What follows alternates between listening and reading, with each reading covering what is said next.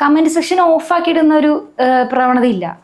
കമൻറ്റുകൾ എന്ത് തന്നെയായാലും ഇപ്പോൾ നമ്മളിടുന്ന പോസ്റ്റിൽ നമ്മളുടെ നിലപാടിൽ മറ്റുള്ളവർക്ക് നമ്മുടെ പ്രതികരണങ്ങൾ സോഷ്യൽ മീഡിയയിൽ അറിയിക്കുമ്പോൾ സ്വാഭാവികമായിട്ടും അതിന് പ്രതികരണങ്ങൾ ഉണ്ടാകുമല്ലോ. അത് നെഗറ്റീവായാലും പോസിറ്റീവായാലും നമ്മൾ എടുക്കാൻ തയ്യാറാണ്.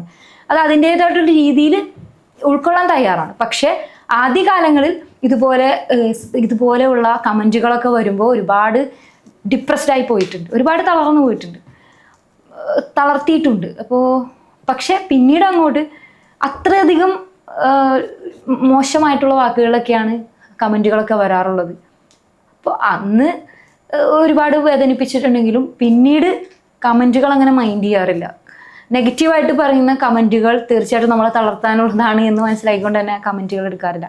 പോസിറ്റീവായിട്ടുള്ളത് മാത്രം എടുത്ത് മുമ്പോട്ട് പോവാണ് പതിവ്. പക്ഷെ അത് വിമർശനങ്ങൾ പല രീതിയിലുണ്ട്, അത് രൂക്ഷമാവുന്ന സ്ഥിതിയുമുണ്ട്. അത് എല്ലാവരും ഒരേപോലെ ഉൾക്കൊള്ളണമെന്നും ഇല്ല.